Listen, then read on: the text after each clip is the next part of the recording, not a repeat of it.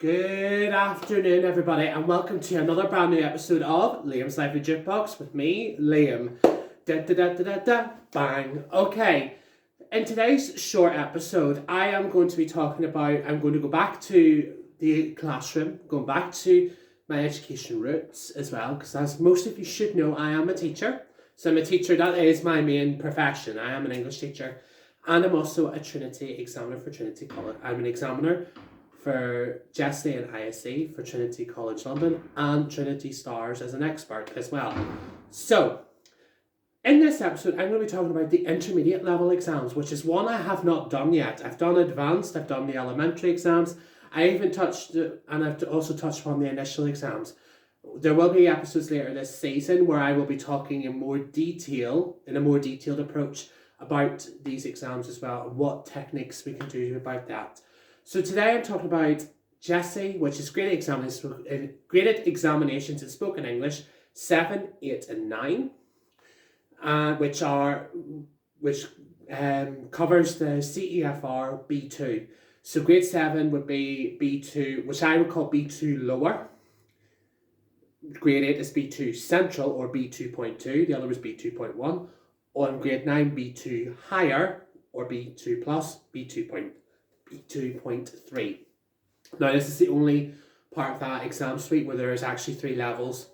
There's actually 3 grades for one level as well. Now, and also I'll be referring to IST2 as well. So IST2 will also be covered as well, which is the overall B2 examination as well. Now, the actual exam itself lasts for 15 minutes at GESE and just under 20 minutes for ISC2, okay? So just under ISC2, that's speaking and listening, but I'll talk about that in a moment. There are 3 parts to the GESE exam. We have your topic, we have the interactive task, we also have the conversation task. We also have in ISC2, all 3 of them, except the interactive is called collaborative, the collaborative task. Essentially, it's the same thing, but with a different name. And listening, and the listening task at the end, but I will be talking about that separately in a moment. So the first part is the topic. Now, in this part for GESE, it is 5 minutes, and for ISC, the Integrated Skills in English Examination, it is 4 minutes. Now, you have to, when choosing a topic, which I do with my students, the first thing I always do with my students is also to make sure that they pick something they are interested in, they are passionate about, there could be a solid argument or discussion point to able to develop the conversation naturally, or the discourse of it naturally as well. That there are solid points.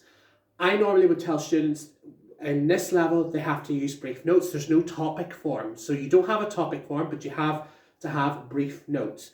Brief notes are recommended. It's not obligatory, but I do sorely recommend it because it's not only going to help the candidate or the student, but also help the teacher / examiner when they are preparing and on the exam day itself. So brief notes are strongly recommended.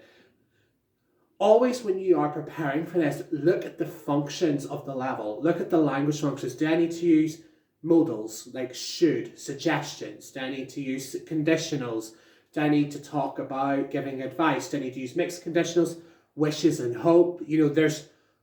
I'm actually referring to quite various different levels of different grades here, and also like reported speech in grade 8. What can I apply here? The more you can apply, the better the flow will be on the exam day. But make sure that you have it methodically planned out, and that you're able to give yourself an opportunity to demonstrate the language to the examiner. Now, be aware the examiner will interject at certain points with questions, but that is simply to see that you can speak spontaneously, which is incredibly important. Because at this level, you have to show that you are more in control, more independent than the examiner trying to get everything out of you. So you have to carry the examiner along rather than the examiner taking you along. Okay, so as you can see, the roles are showing more responsibility to the candidate, rather than the examiner. Okay, but the examiner will ask questions and different things like that. One important thing I often tell students, do ask the examiner questions. Like, for example, you can always respond to an examiner's question or an examiner's point.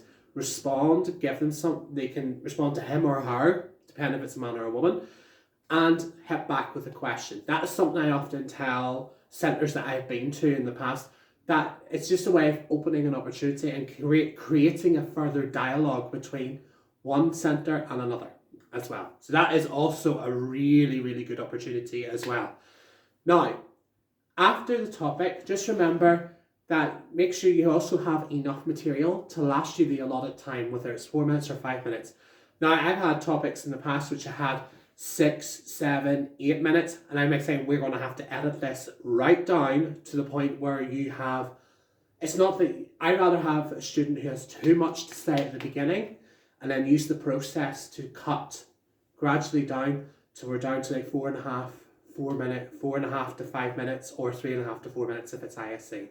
4.5 to 5 minutes at GESE, 3.5 to 4 minutes at ISC. So that's one way of looking at it. So that is the topic.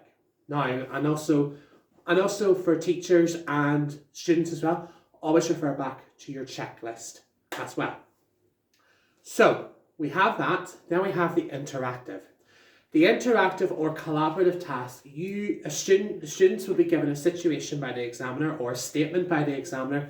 For example, I have to go to my friend's wedding next week. I don't know what to wear. Some of them are really vague, or some of them are sort of out there. I've seen some where students have really, really struggled, but there's other ones where students have really, really thrived.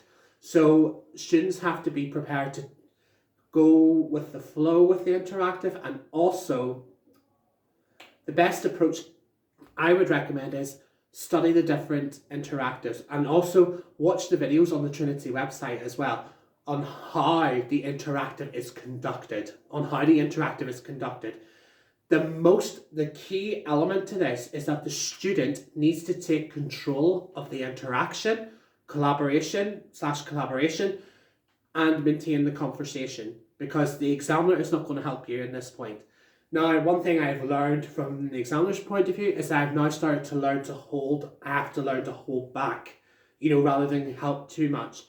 You need to listen carefully, ask questions to see that it develops. And the examiner and teachers who may be watching this video, drip feed the information. Don't give too much away at the beginning. Develop it gradually so that it lasts the 4 minutes. And to develop the conversation, some of them I've had experiences where it's gone totally the other direction of what I have expected, and then I've had to think on my feet very, very quickly to keep that conversation going when dripping the information. And always that, as I say, the best part of this is the most focus is always look at the functional language that you need to use. Because the functional language, especially at GESE, the functional language connects to the grammar. So the grammar and functional language nearly would go hand in hand, and also focus on the communicative skills for that part. And it's the same with ISC. Make sure you look at, see how many skills I can get in as possible during that time. The more you do, the more that you're able to show and demonstrate, the higher your marks are going to be. It could be the difference between pass to merit or merit to distinction, or even fail to pass, that sort of thing as well. But always pay attention to the examiner's responses, and if you're not sure or anything else, if you're not 100% sure, always ask the examiner to repeat. Always ask the examiner to repeat their last question, or I'm sorry, I didn't quite catch that. What did you say? And it's like, that sort of thing. And then also as well, thankfully now that we're not living in restrictive times where I'm wearing a mask during an exam session, it's easier for a lot of candidates to read my lips, what I'm actually trying to say as well, which is very, very important too. So that is the interactive and collaborative task as a whole. And just remember, when you are practicing, one very good activity that I have done is like a speed dating activity. Speed dating. Yeah, by the way, we're not looking for love here. It's the practice interactive, where you have students on one side who are the examiner, the others are the candidates. They all have a different interactive each. They play it for 2 or 3 minutes. After the 3 minutes up, switch, switch, switch. You know, it's like they have to practice trying using functional language. I usually give the examiners a list of what they need to, have they done this? Have they done well in this part? You know, that sort of thing. So that's why it's really, really important to help them practice and try, especially at the beginning, because sometimes when students see this for the first time, they're like this. It's like they find it very daunting. It's not as daunting as I would have thought maybe 10 years ago when I was first a teacher. But I actually have grown to love this phase quite a lot, and it's quite interesting to see what the responses are and how it navigates through. Then this leads into part 3, which is the conversation. Now for each level, there are a set of topics. In GESE, there are 6 topics per level, and they're all different. So like grade 7, you have the likes of education, village and city life, national local products, national customs, and so on. Grade 8, we have, these are just some of the examples, not giving all topics away. Grade 8, we have unexplained phenomena and events. Personal favourite of mine. Let me see. Unexplained phenomena and events. Public figures past and present. Society, values and ideals, I think was another one. Society and living standards. Values and ideals. Really, really interesting topics. Then grade 9, you have like crime and punishment, dreams and nightmares. Which one I'm doing with my classes, one of my classes at the moment, global environmental concerns. There are a plethora, as I say, to put it in better terms, is there's a wide range of topics. Always, the first thing I do when there is a new conversation topic, I put the actual topic title on the board. Word associations. Word associations is a very good way to introduce the topic. What do they think it is? Then develop it further by getting students to select 2 or 3 words, or if it's a bigger group, maybe 3 or 4 words. Depending on the group, the more words there are, the better. And from that, they develop questions in their pairs to ask other groups in the class. Now, some of them may choose the same word, but if it's a different style of question, it's really, really good. You can also amplify that further in time, where they have to revisit those questions and try to use it in a grammatical context to try and get them to use the functional language for the level they're studying for. So that's actually a very, very good idea. Now, in time, I will show more examples of that, maybe in the future. So that's something I will do in another video.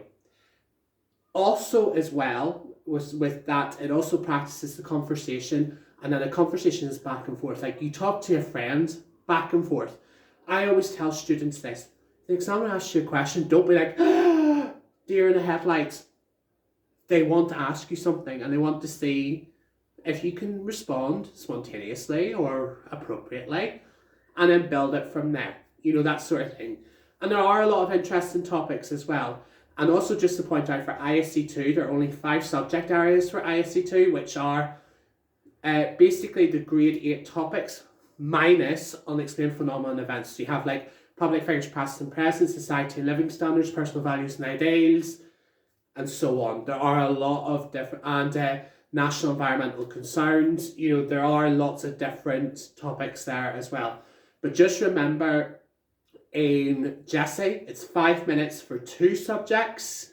There's 5 minutes for 2 subjects in GESE, but only 2 minutes for 1 subject at ISC2. Okay, so but always I would recommend teachers or trainers who are preparing students for this exam, always prepare all subject areas in preparation for this exam.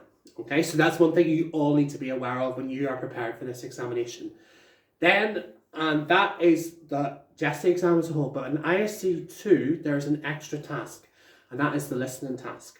Now, in the listening task, you have one listening task on a set topic, on a set subject, okay? Now, the set subject is one thing that you need to remember is that we have a book, as an examiner, we have a book with a list of different listenings. There's 2 steps to this task. You will listen to listening twice, which is about just under 3 minutes, roughly 2.5 to 3 minutes long. You listen carefully. The first time, you have to get the overall gist of what pardon me, burp there, please excuse me.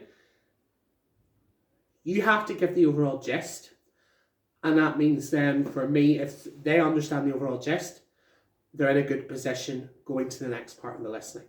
So you have to understand the overall gist. Then the second time, when you about to listen for the second time, the examiner will give you the question on what you have to do. You'll get a piece of note paper to write down your notes for the second part of the listening, okay?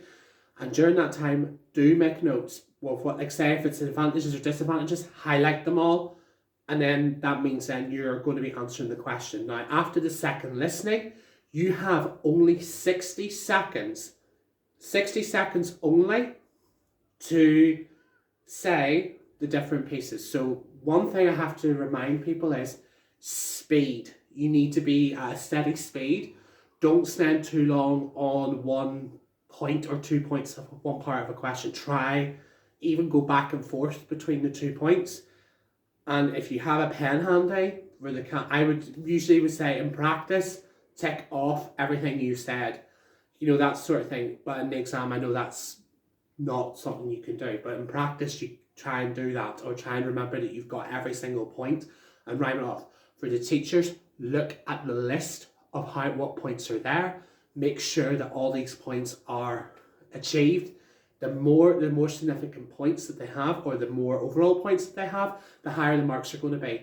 So if they like to get a band 3 or a band 4 answer, the majority has to be achieved, if not all of them are achieved, and then everything flows naturally. It's not like it's not as hesitant. So there are markers to look at, and also if you are a teacher as well and you have the mark scheme, highlight keywords. Highlight keywords to sort of establish if it's a 2 or a 3 or a 4, and if it's a band 1, that's a fail essentially as well. So there are a lot of methods a way around that, which, as I said, today I'm talking about the overall view of what to do and some tips as well.